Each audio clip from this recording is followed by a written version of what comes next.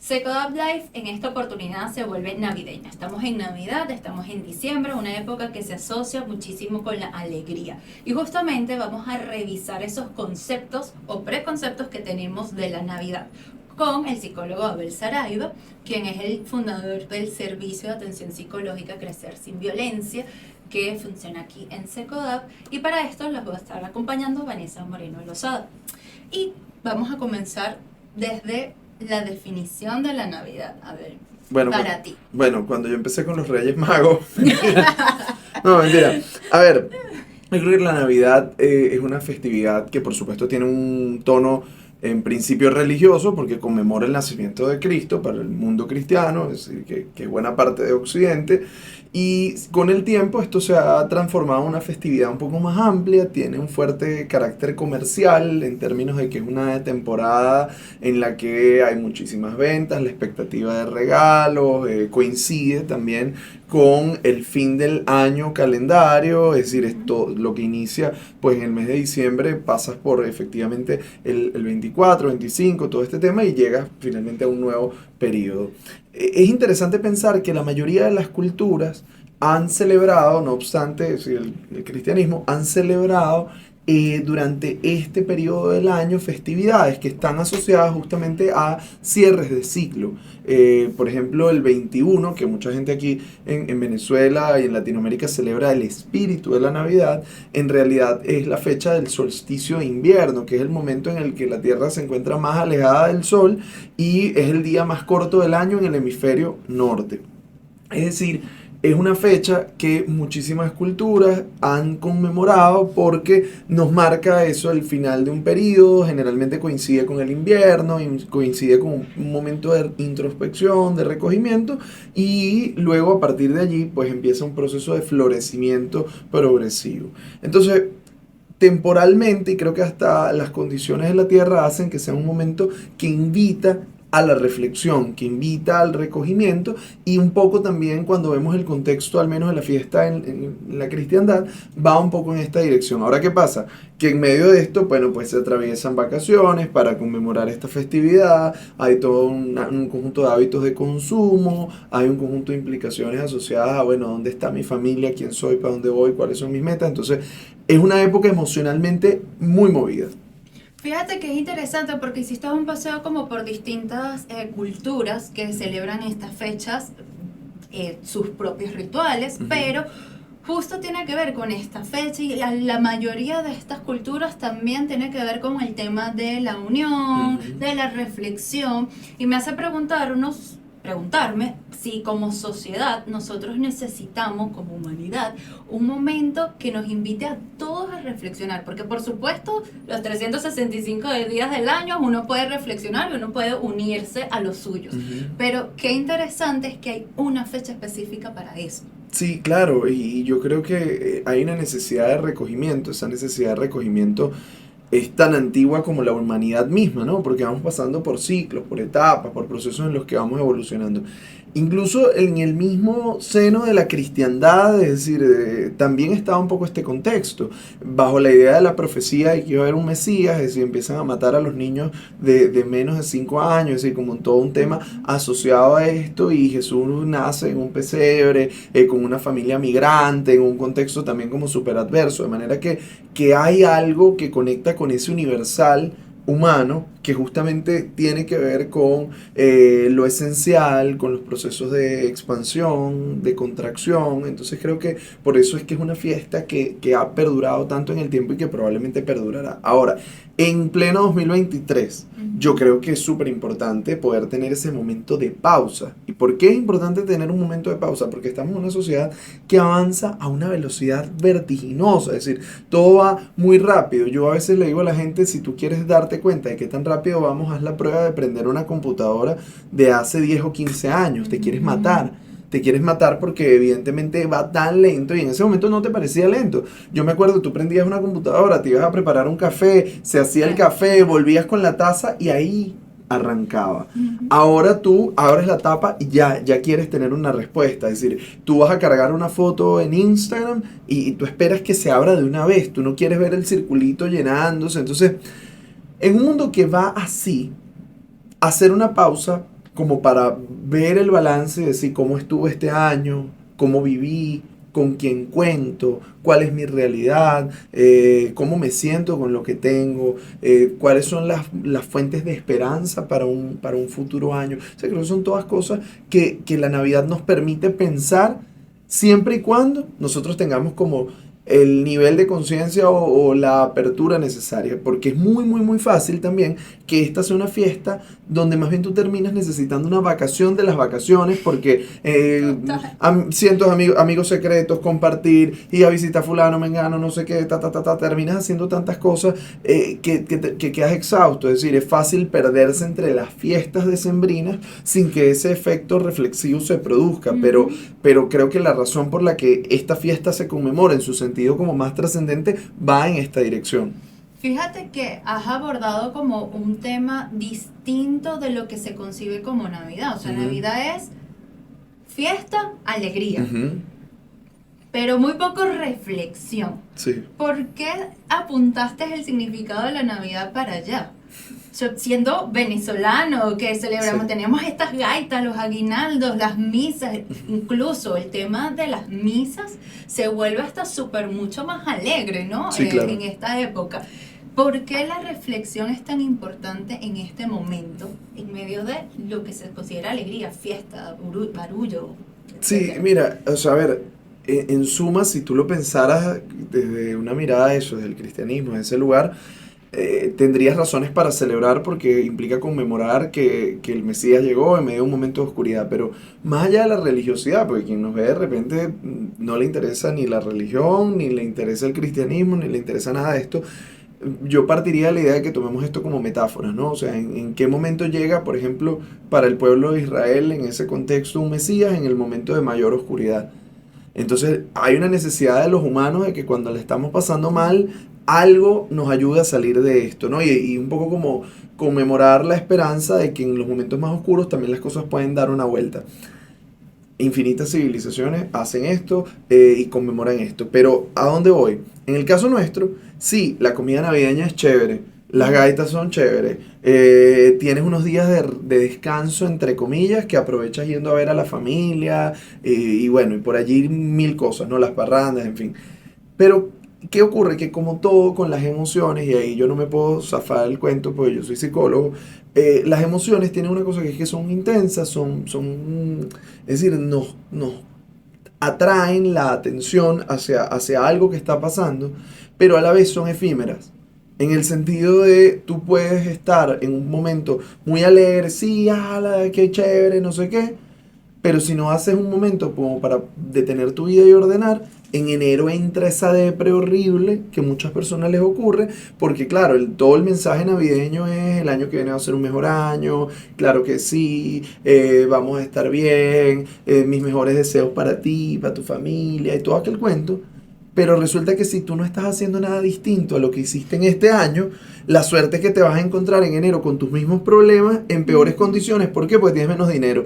Porque en diciembre la gente gasta muchísimo más dinero. Entonces, claro, ¿qué es lo que yo veo? Que en cierta medida darnos permiso para recargar, para celebrar la vida, es importante. Pero pendiente porque cuando uno está celebrando, rara vez estás reflexionando. Es decir, tú estás como conectado con las sensaciones, pero la vida es un poco más que sensaciones. Entonces, un poco por esa razón es que yo creo que este es un momento donde dices, sí, disfruta lo que te toque, pero asegúrate de tener unos momentos como para ver qué pasó y fijar tus intenciones sobre el año próximo, es decir, a dónde quieres llegar como para que tengas una idea de lo que tienes que hacer para lograrlo. Fíjate que dijiste algo muy interesante, que es como que no te puedes olvidar de las emociones porque al final eres psicólogo. Bueno, yo estuve revisando un par de cosas y encontré que hay un término que se llama la psicología de la Navidad. Y tiene que ver con todas las emociones que no necesariamente son alegres que se viven allí. O sea, había un par que traje aquí a colación, sobre todo porque en algún momento alguna de las psicólogas me comentó que se suele ver como raro a la persona que está triste en Navidad. Pero nos olvidamos de que muchísimas personas se sienten solas, lo cual podría ser un motivo para sentirse triste. Nos olvidamos que también hay mucha migración en Venezuela, lo cual también nos da tristeza. Y bueno, si me puedo poner un poco más dark en este episodio que se supone que tiene que ser alegre, pues cuántas personas no hemos perdido durante el último año o años anteriores que nos permiten vivir esa tristeza quizás. Mira, es que lo que dice, creo que al final resume un poco a dónde voy. Y probablemente la frase con la que conecto esto no sea la que tú estás esperando, pero No fíjate sé que qué tú estoy dices, esperando. se supone que este es un episodio feliz. Eso es lo que le pasa a la gente con la Navidad. Se supone que deberías estar feliz. ¿Y por qué es tan difícil? Porque te planteas como unos ideales y la relación con los ideales siempre es muy complicada. O sea, porque tú estableces algo que representa una idea en abstracto que en la práctica es muy difícil de sostener. O sea, por ejemplo, el ideal de la familia unida. Chévere. O sea, a ver, es deseable tener una familia unida, es deseable que tú puedas tener una experiencia de cercanía con la gente que quieres. Pero muchas personas se encuentran con que tienen familias fracturadas por distintas razones, por conflictos, por la migración, por lo que sea. Pero son familias que no están como tú quisieras que esté, ¿sabes? Como la propaganda, la publicidad de refresco, donde hay una familia alrededor de una mesa y todos se ríen y, ¿sabes? Y si hay un problema se Sí. resuelve mágicamente porque hay un espíritu de la Navidad que hace que Que todos hace que todo- perdonemos y que, ¿sabes? Un cierre de momento feliz. De hecho, yo por práctica no veo películas de Es que Navidad. eso te iba a decir, al final todas las historias de las películas de Navidad Se terminan res- con un final feliz. un final en el que toda Ojo, la familia está que unida. me parece legítimo a la gente que le gustan las películas de Navidad porque aunque tengas un sustico tal, sabes que la película va a cerrar feliz. Entonces, alguien que le guste películas con su final feliz, la Navidad es el camino. Ahora, en la realidad hay relaciones familiares que no responden a estos cierres mágicos, ¿no? O sea, hay situaciones donde la familia tiene heridas muy hondas que requieren de un trabajo muy, muy profundo para poder sanarse. Hay personas con las que sencillamente no es posible reconstruir un vínculo, o bien porque no están o porque no hay la disposición. De manera que esa unión que tú ves en la película y que quisieras tener, no la tienes, siempre. y entonces más bien estos eventos que son como eventos cliché, y no lo digo por mal, sino son eventos donde tú estás esperando la cena, donde qué hiciste en Navidad, viste a la familia, donde todo el mundo está conectado en esa sintonía. Si tú no lo tienes, te sientes mal. Es como ahora mismo el mandato de redes sociales y un poco de estas dinámicas es que la pases bien. Entonces, si tú estás en un lugar aburrido, entonces te sientes fatal porque tú deberías estarla pasando bien, no deberías estarte sintiendo chimbo. Entonces, claro, la Navidad te confronta familia, prosperidad, amor. Por ejemplo, qué difícil es para la gente que no tiene pareja en diciembre, cuando entonces todas esas escenas, la foto, al lado del arbolito, aquel cuento. Entonces, claro, imprimes un montón de como expectativas para las personas sobre qué debería estar pasando y cómo debería estar pasando, que cuando te das cuenta que eso no está en tu vida, ese vacío se potencia. Entonces, creo que esta es la razón por la que hay muchas más personas tristes de las que se esperaría, y con un agravante, y es que pareciera que en Navidad, o sea, como en Navidad hay que estar feliz, no se puede hablar de la tristeza. Entonces, si tú a alguien le dices, oye, ¿cómo estás? No, oye, me siento muy triste, me siento solo, no, pero para adelante, es Navidad, hay que ser feliz. Y resulta que es como si, es como si tú le dijeras a una persona deprimida, bueno, ponle ganas y ya está. No funciona así. Entonces, nada, creo que pasa esto, y de hecho nosotros nos encontramos que en esta época baja un poco el volumen de consultas en términos de la cantidad de gente nueva, porque la gente cree que, bueno, que es como un pernil, una hallaca y una cosa así, y encontrar el amor debajo del muérdago, tú vas a resolver tu problema.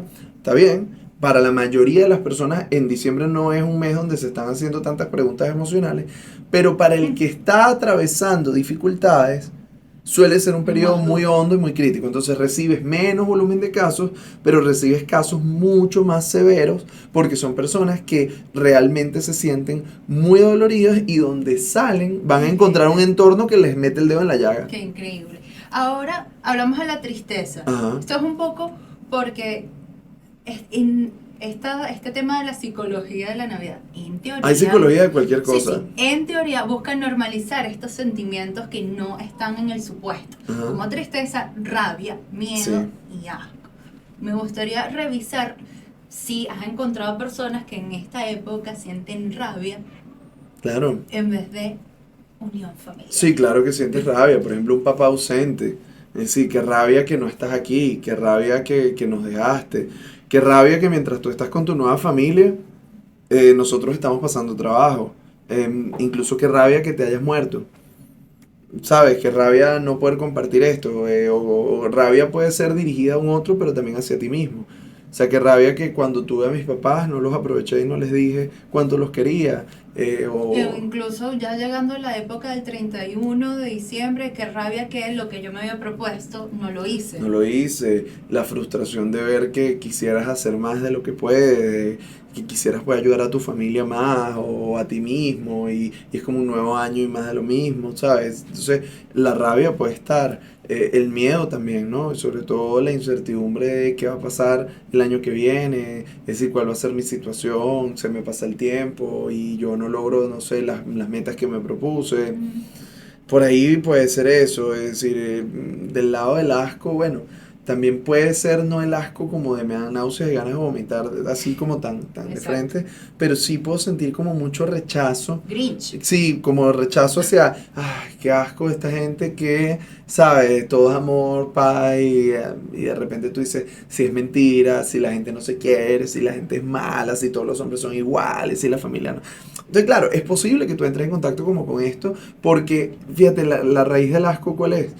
Que hay una experiencia que es susceptible de hacerte daño y como te puede hacer daño, tu cuerpo manda una señal de profundo rechazo. O sea, como te comes algo en mal estado, todas estas señales críticas de tu cuerpo están hechas para que no ignores eso porque si te lo vuelves a comer a lo mejor te enferma. Recordando un poco que la humanidad en épocas, no sé, prehistóricas, si te comías una carne en mal estado, una cosa, y tenías una indigestión, podías deshidratarte y morirte. O sea, de manera que no tenías mucho margen de error para equivocarte. Entonces, el asco es un mecanismo adaptativo que está hecho para que tú sientas un profundo rechazo por algo que te puede hacer daño. Ahora, ¿qué pasa? Que el asco no solo se produce en relación a alimentos, el asco se puede producir en las interacciones, en las relaciones humanas. Entonces, claro, es posible sentir asco por la Navidad también. Y no quiero decir, eso no está ni bien ni mal, es lo que sientes. Ahora, el tema es cómo encuentras respuesta a por qué te sientes de esa manera. Porque es legítimo que la Navidad te sea indiferente y es como no me da ni frío ni calor y chévere. Pero si las emociones se van hacia cualquiera de los polos, esto habla de cuáles han sido mis experiencias quizá con esta época. Y justamente por eso el llamado a la reflexión de estas fechas. Muy bien, hemos hablado de todo este espectro desde como la mirada adulta. Me gustaría preguntarte, ¿los niños también pueden pasar por todo este espectro de emociones? Claro, absolutamente, con la particularidad que los niños no siempre tienen totalmente claro qué es lo que sienten. Y no quiero decir con esto que es que no sientan, que es que no. Es que no siempre tienen como la precisión de el nombre para expresar eso que siente. Es decir, es como el niño puede estar sintiendo rabia, tristeza, asco o lo que sea con respecto a la Navidad, pero resulta que no puede decírtelo, al menos unas primeras etapas del desarrollo, de esa forma. Es como, lo que pasa es que siento asco por el tipo de relaciones que hay en esta familia. Claro. De repente un adolescente a lo mejor te dice algo como eso, pero el niño lo siente rechazo y no logra de alguna manera apalabrarlo. Y sobre todo que como estos son temas vinculados a la fe, la esperanza, y se vuelven como tabú para la familia, o sea, hay muy poco Claro, espacio claro. para que el niño pueda decir, la verdad es que a mí la Navidad me pone triste, la verdad es que prefiero que no haya arbolito, la verdad es que estoy muy molesto porque mi papá quedó en que me iba a venir para Navidad y no vino. Es decir, de eso no se quiere hablar. Entonces nos queremos refugiar en quédate tranquilo que el 25 viene el niño Jesús y te trae un regalo. Tranquilo, pídele a Dios que para el año que viene la cosa sea mejor. Pero lo dejamos muy en ese registro. Entonces yo creo que las familias tienen un trabajo bien interesante que hacer si queremos hacer navidades como más sanas, donde también podamos normalizar que los niños puedan experimentar distintas sensaciones. Tristeza, rabia, asco, miedo, en fin. Es decir, todo esto, incluso hasta es posible que sientan angustia, o sea, que se sientan preocupados, que sientan ansiedades, de no sé, desde el sonido de los fuegos artificiales hasta lo que tú quieras, ¿sí? Pero todas las emociones tienen cabida. Ahora, los adultos les hacemos cabida, no siempre les hacemos cabida. ¿Y por qué no les hacemos cabida? Porque a su vez, Estamos nosotros. cuando éramos niños, no tuvimos la oportunidad de esto. Entonces, en cierta medida, creo que alguien tiene que tomar la decisión de decir, bueno, vamos a normalizar esto un poco, vamos a abrir el espacio para que nuestros hijos también tengan otras oportunidades. Muy bien, fíjate que en Venezuela hay una situación muy particular que pudiese detonar estas emociones distintas como miedo, como rabia y como tristeza, que es el de la niñez dejada atrás. Mm. Incluso este año se volvió a recordar que ese ideal de reunificación familiar para las personas migrantes, para las familias que están fuera de Venezuela, pues va a ser un poquito más cuesta arriba, o va a seguir siendo cuesta arriba por el tema del pasaporte. Este año se vuelve a confirmar, el TCJ vuelve a confirmar que no va a echar hacia atrás su medida del pago de este documento de identidad para los niños, niñas y adolescentes. Cuéntanos un poco de esta realidad y cómo el duelo migratorio se vive en esta época, que además es uno de los temas de consultas en Secudap. Sí, claro, sí, la niñez dejada atrás ha sido un tema que hemos visibilizado no solo en consultas, sino que también lo hemos visibilizado en investigaciones y un trabajo arduo en ese sentido. A ver, justo por la misma idea de la familia unida, que es como una de las cosas clave dentro del contexto de la Navidad, para el migrante es muy duro, porque implica que esos afectos están lejos de ti. Y entonces de alguna manera reaviva una herida que siempre duele, ojo. O sea, tú te puedes acomodar, tú te puedes adaptar, tú puedes hacer las paces, pero es una herida que está allí, que es como una lesión antigua, ¿sabes? Cuando te la tocas va a doler. Entonces, esta es una época que mueve mucha fibra en ese sentido y que por supuesto, lejos de proporcionarnos una esperanza de cambio, de pensar que el 2024 las familias venezolanas se van a reunir otra vez, de que todos estos problemas se van a resolver, sabemos que todo parece apuntar a que se agravarán. Es decir, porque los migrantes venezolanos fuera están teniendo cada vez fronteras más hostiles, países donde la xenofobia está al orden del día, amenazas de deportación, dificultades para acceder a los trámites, incluso la promesa sobre la cual muchos migrantes se fueron pensando que podían mandar recursos para Venezuela, no solo vivir, sino mandar recursos a la familia, es algo que ya no da. Es decir, veíamos los últimos datos que teníamos, alrededor de unos $100 al mes era lo que podían mandar. En su momento, es decir, estamos hablando de unos 4 años atrás, 5 años atrás, $100 acá en Venezuela podían rendir para muchas cosas, pero hoy día $100 no rinde para nada distinto a lo que rinde en otros países. Incluso Venezuela puede ser más caro que algunos de los países de la región en cuanto al acceso a, por ejemplo, alimentos, ¿no? Y algunos servicios. Entonces, el panorama va a ser más complejo y probablemente se va a acentuar la vulnerabilidad de los niños que han quedado dejados atrás o separados por la migración de sus padres. Uno de los grandes temas, además, es que muchos de los migrantes que se han ido, sobre todo en el último tramo, tienen menos años de escolaridad.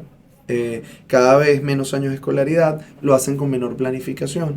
Muchos de ellos lo hacen sin ajustar toda la documentación legal que requieren para poder viajar, por lo tanto quedan con las manos un poco atadas, ¿no? O sea, te vas sin pasaporte o te vas sin haber dejado un permiso o haber dejado un ejercicio unilateral de la patria potestad o los documentos de una colocación familiar, los documentos que correspondan. Entonces tienes un niño que por más que ya tú quieras verlo y a lo mejor tienes el dinero para pagar el pasaje, no tienes cómo hacerle llegar el permiso para que el niño pueda viajar. Y entonces, por lo tanto, el niño no lo puede hacer, o si lo hace, lo tiene que hacer en condiciones de extremo riesgo, por vías irregulares. Otra es que a lo mejor esta persona no puede salir del lugar donde está porque pidió estatus de refugio. Y eso le limita, pues, por supuesto, una serie de factores. Y a la vez nos vamos a encontrar con también el tema de la migración pendular. O sea, tenemos muchas familias donde los padres migraron, ante encontrarse con fronteras hostiles, regresan provisionalmente a Venezuela. El niño, bueno, medianamente se alegra por la vuelta de sus padres o se alegra por completo, pero los padres se vuelven a ir a otro lugar porque, bueno, se dan cuenta que las condiciones de vida acá no son especialmente prometedoras. Entonces, nada, mira, ¿Qué diría yo para las familias migrantes con el tema navideño? Yo creo que hay que hacer un reajuste de lo que eran rutinas y tradiciones, entendiendo, y quiero ser absolutamente responsable con esto, una pantalla no sustituye un abrazo. Un proceso digital no puede reemplazar la presencia física, pero puede aliviar. Es decir, o sea, qué sé yo, si acostumbramos a hacer hallacas todos juntos, de pronto no podemos reunirnos físicamente a hacer todas las hallacas, pero nos podemos llamar. Y sí, es posible que en la llamada te pongas triste y llores y extrañas a tu mamá y se vuelve una situación un poco dolorosa en el momento, pero es fundamental que tú te des el permiso de exteriorizar eso, porque a veces el hijo migrante está afuera pasándola muy duro y no se atreve a decir que la está pasando mal para no hacer sufrir a su gente acá. A veces el que está acá no le hace saber cuál es su situación real al hijo o al familiar que está afuera porque no quiere preocuparlo. Entonces hay que poder hablar, es decir, hay que poder hablar y si nos llamamos de repente para hacer las hallacas y resulta que nos pusimos tristes todos.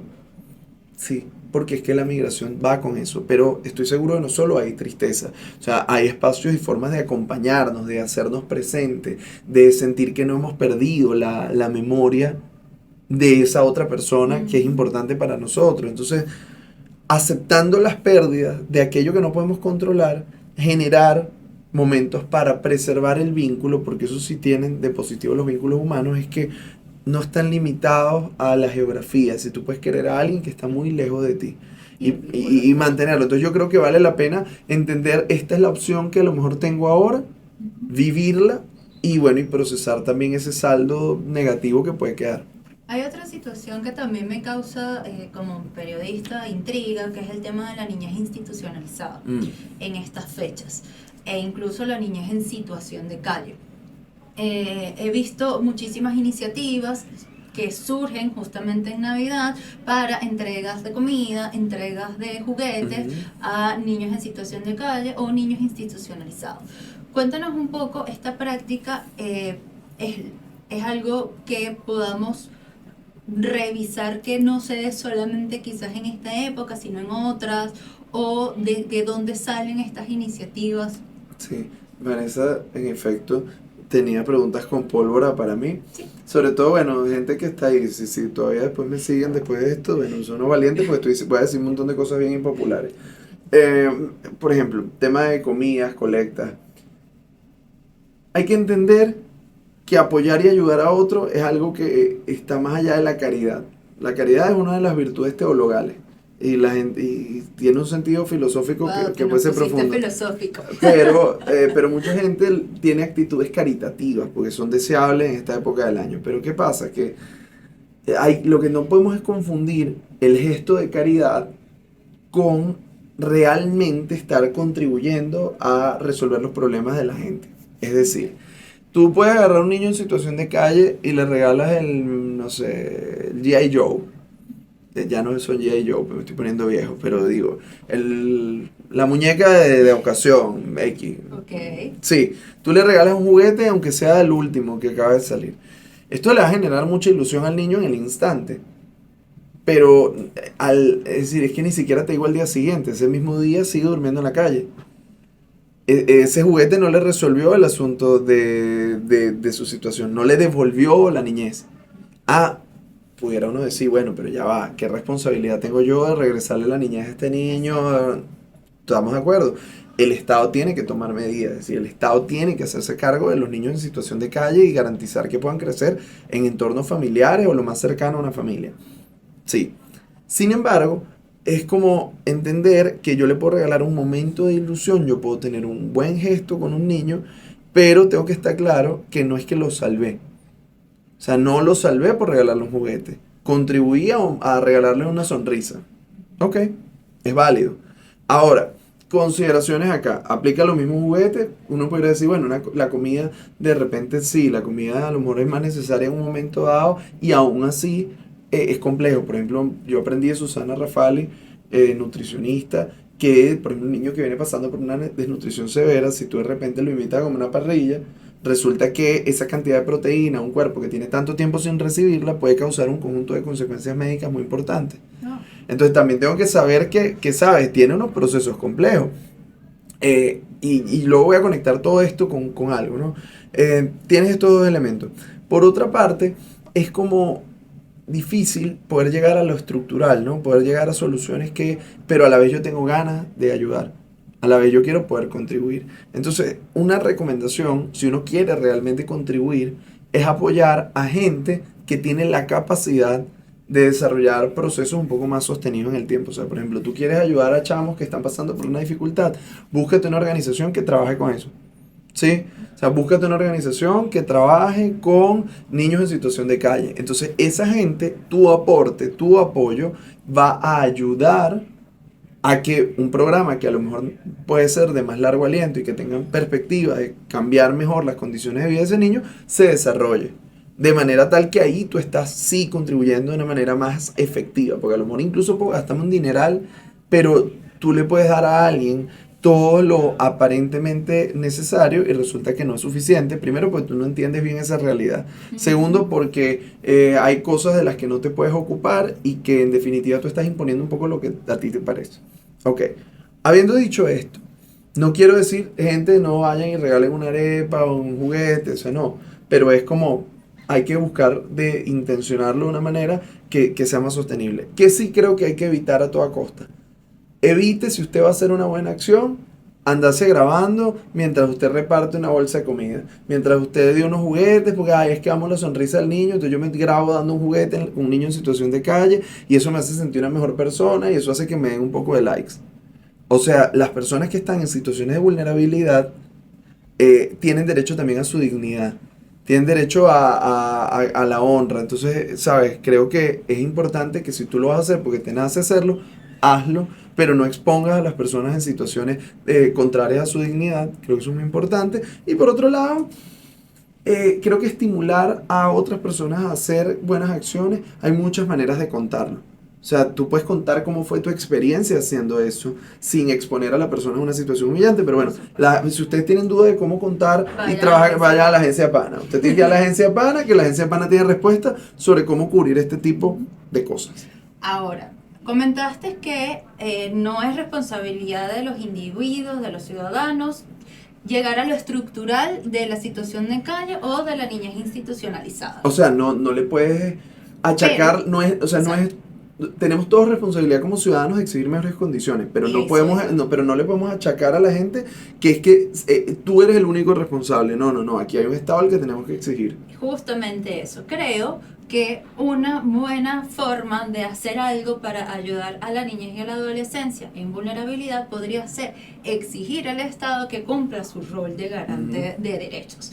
Pero, ¿qué le exige? O sea, este ciudadano que nos está viendo, que justamente estaba haciendo sus arepitas para llevarlas para la calle, ¿qué le exige al Estado? Sí, mira, es complejo porque tú dices, yo llego, no sé, soy José Pérez y voy al ministerio tal a decir, mira, yo les exijo que ustedes se ocupen de los niños que están aquí.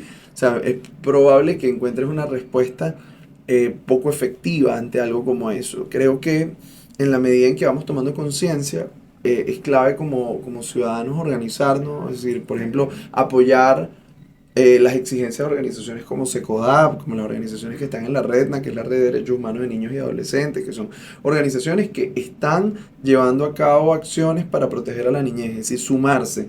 Y hay muchas maneras de sumarse. Si tú te puedes sumar desde la exigencia formal, te puedes sumar desde apoyar a difundir contenidos vinculados a este tipo de problemáticas, te puedes sumar contribuyendo con donaciones, para que estas organizaciones sigan en pie y puedan seguir haciendo su trabajo. Creo que son formas también en protestas pacíficas dentro del contexto social, es decir, donde hay un reclamo y tú puedas acompañar solidariamente, insisto, protestas pacíficas, creo que son opciones. Ahora, yo sé que se nos está acabando el tiempo y hemos hablado quizás de las cosas como más ásperas ahora al final, pero yo creo que la Navidad es un periodo que, como bien hemos hecho, como revisar distintas cosas, nos invita a la reflexión, pero también nos habla de la esperanza. Y sobre todo la esperanza, yo insisto en que la esperanza siempre tiene que remitirnos a algo práctico. Cuando la esperanza es etérea y está alejada de ti, poco te ayuda. La esperanza que funciona es la esperanza concreta, que tiene que ver con aquellos factores en los que tú puedes incidir. Entonces, ¿cómo construimos y cómo encontrar esperanza? Bueno, ¿qué cosas cerca de ti tienes que son inspiradoras? Desde gente que le echa pichón y logra sus cosas, desde los propios logros que tú has tenido, desde un montón de situaciones que pueden parecer pequeñas, pero que son parte de tu cotidianidad y que empiezas a ver que las cosas pueden ser distintas, no todo tiene que ser peor. Y recordar incluso una máxima, es decir, pareciera que el cielo siempre es más oscuro antes de amanecer, de la misma manera que en su trayectoria a la Tierra alrededor del Sol, el punto de mayor oscuridad llega a un momento en el que te convences de que, bueno, el Sol está perdiendo la batalla. Pero resulta que a partir de ahí, a partir de ese 21 de diciembre, cada día irá ganando más fuerza hasta que llegue a su cenit. Entonces, hoy podemos sentir que estamos atravesando un momento muy difícil, familiar, económicamente, vitalmente, pero también creo que cuando empezamos a mirar dentro de nosotros, empezamos a mirar a nuestro alrededor, empezamos a conectar con eso que tiene sentido y por lo que estaríamos dispuestos, empezamos a buscar esa estrella del firmamento que estaba y que guió a los Reyes Magos de alguna manera.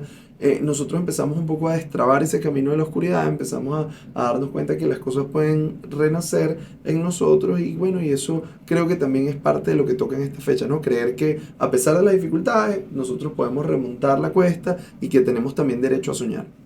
Fíjate que has abordado un par de como recomendaciones en tu discurso durante este tiempo, pero quisieras ver si nos puedes condensar cómo transmitimos el real espíritu navideño a los niños. ¿Y por qué te hago la pregunta? Porque hubo unos psicólogos, colegas tuyos, norteamericanos, que hicieron una encuesta y determinaron que las personas que habían calificado la Navidad como más feliz eran justamente aquellas que estaban relacionadas con lo espiritual y como lo sentimental, ¿no? Versus a las que tuvieron navidades con el tema de la fiesta, los regalos y que les generaba un poco más de estrés y ansiedad. Bueno, estos colegas creo que tienen razón en un sentido, es decir, es muy fácil encontrarse insatisfecho cuando lo único en lo que te ancla es en lo material. Es decir, yo no quiero negar aquí que echarse unas compritas sea sabroso, que los estrenos, no quiero negar eso.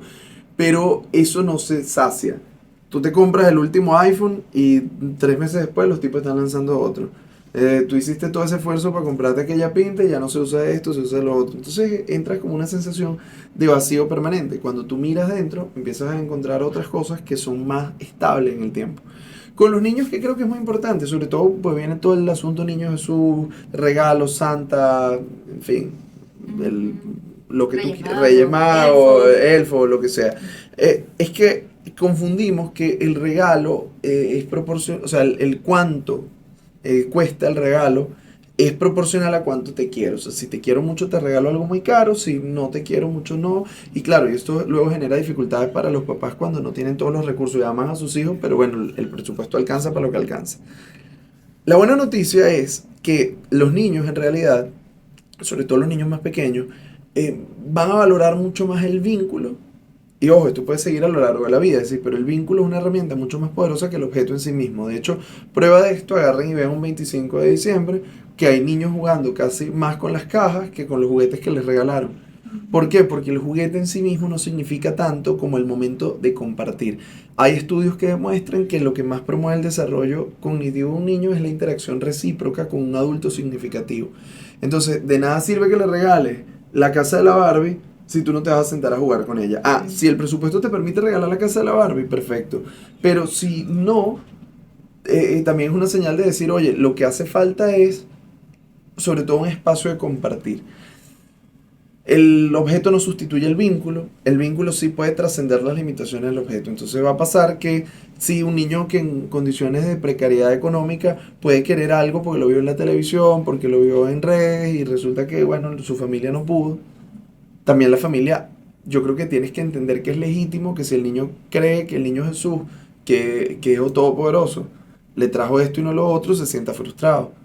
Y a elaborar esa frustración es parte del proceso. Lo que pasa es que nos duele porque el niño no entiende quizá que el esfuerzo que había detrás. Ahora, anyway, ¿a dónde quiero llegar con esto? También, si hay frustración, si hay malestar, si hay incomodidad, esta se puede trabajar y se puede elaborar. Entonces, no se trata de invalidar, regañar al niño, no, no, no. Creo que de lo que se trata es de O entender, visibilizar. no, decir, oye, mira, sí, entiendo que esto no te gustó, bueno, vamos a ver qué hacemos con esto, pero sobre todo la principal alternativa va a ser que existe un alguien que esté dispuesto a compartir, que esté dispuesto a acompañar, que esté dispuesto a sembrar eso de la Navidad que está más allá del objeto que tienes entre manos. Entonces, no es esto una apología a la pobreza, en el sentido de, no, bueno, no te regales, no, no, o sea, es decir, cada quien se arropa hasta donde la cobija se lo permite, pero entendiendo que de nada sirve tener la cama y la cobija si no hay quien se acueste en ella. Entonces, bueno, ahí nosotros creo que podemos aprovechar estos momentos para conectar.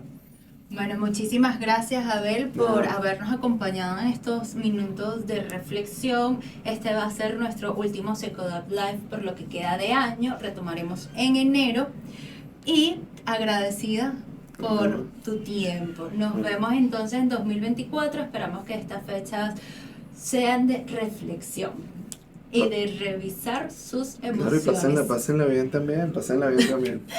Ok, muchísimas gracias. Me despido, Vanessa Moreno Lozada, Abel Saraiva, psicólogo y coordinadora adjunto de Secodab.